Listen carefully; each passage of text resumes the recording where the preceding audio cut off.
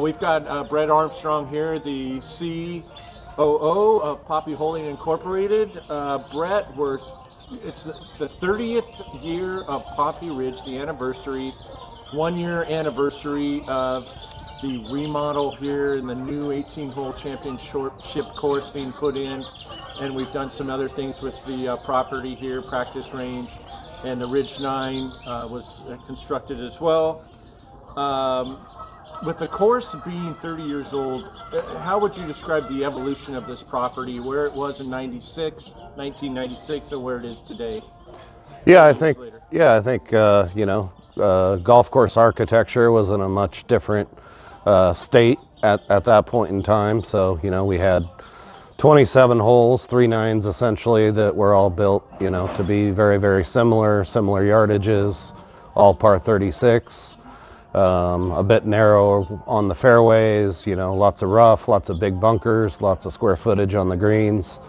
And, as things have evolved, we're now into more the modern era of golf course architecture. And, with that, you see, trying to reduce water consumption, limiting the amount of bunkers. Bunkers are, a real feat for the maintenance team to keep those in good condition. They tend to deteriorate faster than other features and require a lot of work. So we've come a long way. I think we've got a fantastic property here with the 18-hole championship course as well as the Ridge 9, and the improvements to the practice facilities has been fantastic as well, with the addition of the putting green and especially the chipping greens. They get a ton of activity, and we're really proud of that.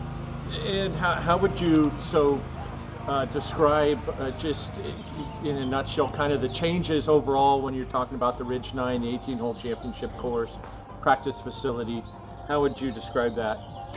I think, one of the major things that needed to be done was a lot of things you don't see. So the stuff underground, irrigation, drainage, all those things. But as we talk about, golf course features and the routing of the golf course, I think we went from a golf course where there was a lot of kind of back and forth golf, playing east to west and then west back to east. And now, the routing takes you kind of on a journey throughout all 18 holes, provides, much wider fairways on a very windy site here, and changes the way that you can play the golf course. So you can play it on the ground with the Santa Ana Bermuda. It's a much tighter surface. So you can play, from 30 yards out. You can use a putter on any of the holes out here. You can use a hybrid, you can use a 3-wood, you can, chip, you can throw it up in the air. So it really allows you to refine different aspects of your game, and each player can kind of choose how they attack it. Brett, as the COO, what are you most proud of in this new property? I'm most proud of how the golf course has been received. We spent a long time thinking and studying and researching on what we should really do out here, and it was essentially a blank canvas. So we basically took an established golf course that had been around for 25 plus years and built something that our members and guests have really embraced.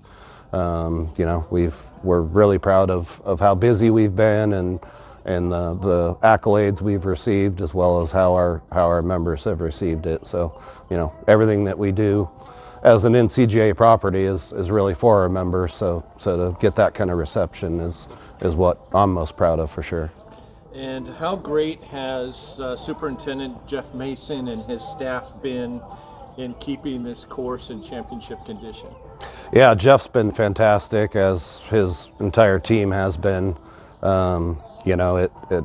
It's a big learning curve for him out of the gates. He hadn't managed Bermuda grass, so learning everything that goes along with that is a big challenge in itself. And then you kind of have grow in, right, where you have a period of time with no golfers on the course, and you're maintaining it a certain way. and then you're getting to the point where you're doing 5,000 rounds a month plus, and now you have to manage it with golfers on it, right? So it's been a learning curve as we go, and we just got through our first winter with dormancy of the hybrid Bermuda, and I think he's done a fantastic job and continues to learn every day and apply what he's learning. Speaking of championships, in July, Poppy Ridge will be hosting the Pacific Coast Amateur. What are your thoughts on that, and how excited are you, and how do you think the guys are going to fare on this course? Yeah, I think the course is going to be a really good test for elite amateur competition. That was definitely one of the things that we had in our objectives, is to build a golf course that our everyday member can play and isn't overly penal, but that it can be set up to really challenge the best of the best in the amateur game. So I'm really looking forward to seeing what the scores are and what the feedback is. But I think we have a great product that will challenge them, especially if we get some wind like we typically do in the summer, and some heat to go along with that, and all the environmental aspects play a role in the tournament as well. Yeah, since the opening of the course, it's received a lot of accolades and great reviews, high rankings. Is there anything that's underrated about the course, or something kind of that you would say, hey, a lot of people are actually overlooking this, that's actually a really fantastic part of the golf course? Yeah, I think what a lot of people, I think they notice it, and I think some of the more seasoned people that are really into golf course architecture do notice, but maybe the regular player doesn't, is how the golf course does take you on a journey in the routing, right? As I mentioned, the previous golf course was a lot of kind of back and forth, and we really focused on every par 3 playing a different direction, trying to get the par 4s playing different directions, getting the par 5s to play different directions. So it really traverses the property we have here in a unique way, and as a result, I think it makes every hole memorable, where I think before, there was a lot of confusion, between the 3 9s as to what hole you were playing. What's your favorite hole on the property? Oh, my favorite hole, that's a tough one. I would say I've got a few. So number 3, so fantastic par 3, very, very unique green complex, love that. 16 is an amazing hole, real risk reward hole. You can make a 2 on a par 4, or you can make a 10 on a par 4 real easily. So those 2 are my favorite. 17's a really fun par 3 down the hill, short little par 3. We've had a lot of hole-in-ones, which is exciting for the players and members. I haven't made one yet, but I was very close. What was the hardest part about the kind of the redevelopment process here, especially now a year later? Of course, this is in immaculate shape.